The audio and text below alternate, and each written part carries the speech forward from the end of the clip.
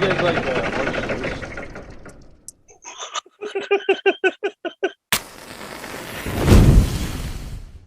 What's up, everybody? Welcome back to my channel. Today we're talking about the Peripheral episode 8. I hope everybody watched the end credit scene at the end of the episode that I did not. I was waiting for the next on, and a full-on, 5-minute scene happens, and I'm sitting here like, well, this is weird.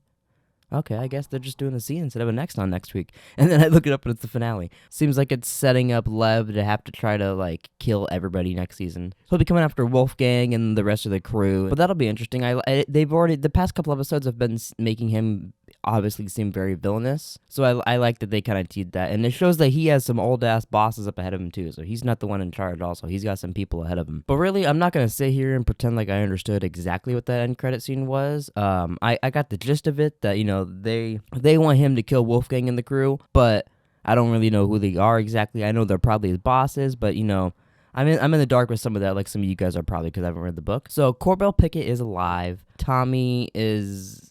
No one seems to care or notice that he was the one that killed the sheriff and shot at Corbell Pickett.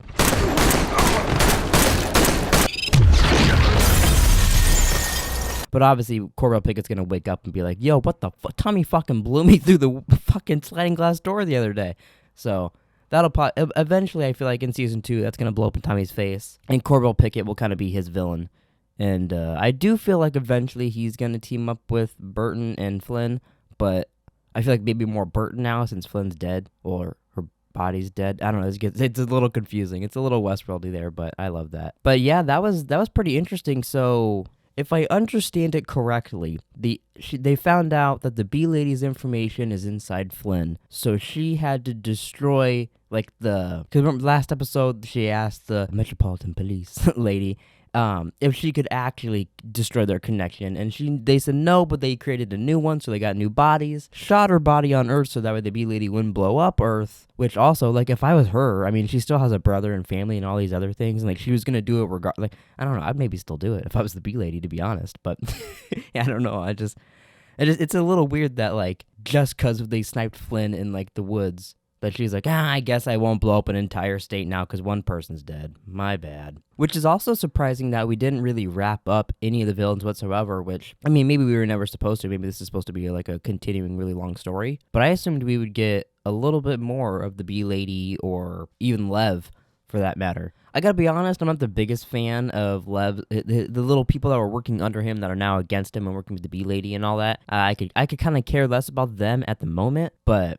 it was kind of neat that because of them teaming up with the bee lady, and that one girl couldn't keep a secret for fucking 5 minutes, and then Flynn found out and kind of one-upped the bee lady, which was really cool. I like that. I honestly can't even think of a scene that we got this episode with Burton in it at all either, which is very weird for a finale to not have not a single memorable scene with your main character, or maybe he wasn't even in it at all. Also, some big news we got in this, which I've been wondering this for a few weeks. So we found out about Wilf's sister. I don't know if a lot of people already were thinking this. I've been thinking this for a little bit, but I was pretty unsure about it. But apparently that one chick is Wilf's sister, and I don't know how I feel about it. I saw that coming, that was going to be his sister. Also that we just kind of got left hanging with that. So I don't know how to feel about that completely, because we just got a little bit of it. She revealed some people. She kicked Flynn out of there, and then she just kind of walked away with Wilf, and we never saw him again. I mean, it's cool that he gets to hang out with her again and all this shit, and that maybe we'll get more flashbacks in him in season 2, and we'll get a little bit more of that explained. But the Wilf storyline was one of the ones that was really dragging me along this season. I really enjoyed it.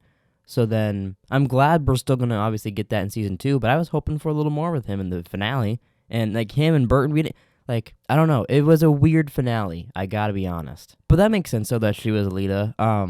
She was in the first couple episodes helping out Flynn and Burton and all that, so it just kind of makes sense that she would also be involved in this shit, and that it ends up being that one lady. The show is a little wild, too. They really built up Bob the past couple episodes, And then I guess he really is dead. Unless they're not going to reveal that until later. I guess Bob's really dead too, which is kind of neat. Shows that the show does have stakes. Like, I mean, I guess they did just kill off Flynn, so obviously they have stakes. I was really confused, and maybe someone in the comments can help me out here, or maybe even me talking it through here could make me understand it more. But so they found out they have the information that has been stolen, or what the bee lady wants, is in Flynn's head, and she says that that's the reason she's been having all her seizures, and her hand's been clenching shut, and all these problems all of her medical problems. This is the reason why they've been happening, is because of the information in her head. And they said it's because of the VR helmet. So was the VR helmet while she was in the future? Was that putting the information in her head, or did someone sneak in there and inject it like behind her neck while she was in there? Like I felt like they didn't really explain how the information got into her head. It's just like, oh my god, it's in your head. Can you? And then she was just like, that's why I've been having seizures. I am confused by that, so I hope we get more answers on that. Or maybe even someone who's read the book, or you guys who watched the episode and have bigger brains than me, you could explain to me how that happened. But that I was a little bit confused on the way that she got the information in there. And they didn't know that there was going to be information in her head. Yeah, I was a little confused on that. So if anybody knows the full answer, I would love to know that, because I don't know, it just threw me off a little bit. So Jasper is at the bar. He's getting a little angry with I don't know if you'd call them friends. His uncle's crew, they're chit-chatting. They've kind of written off the uncle already, Corbell Pickett. And they're just being a dick to him. They want him to get beer. They're throwing up in his car. They're doing all this mean shit to him. So then he's like, you know what? I'm going to fucking kill these guys. And you see it the whole time. You're just kind of waiting to see, like, okay, so how's he going to kill them? And his idea is to park on a train track, leave his keys in the car, and then I'm going to call my wife so she could talk me out of wanting to kill them. And then I will just watch them die and blow up in a car. And it'll be no big deal. No big deal. Like, fucking Jasper, man. What a character. That guy was so... I thought he was going to end up fucking shit up and getting someone killed. I 100% thought that. And I guess he did, but just not the people I thought. Fuck. Also, her mom will die in 500 and something days, they said. So they can't give her any more medicine. It's not working out. Honestly, the mom stuff is a bit like... The mom stuff I could leave or take. It doesn't really matter to me, honestly, that much. It'll be a sad episode when she dies, 100%. But she doesn't do much in the show, so it doesn't really bother me that she's like... And plus, she has 500 some days. What's that? A whole another 2 seasons of the show?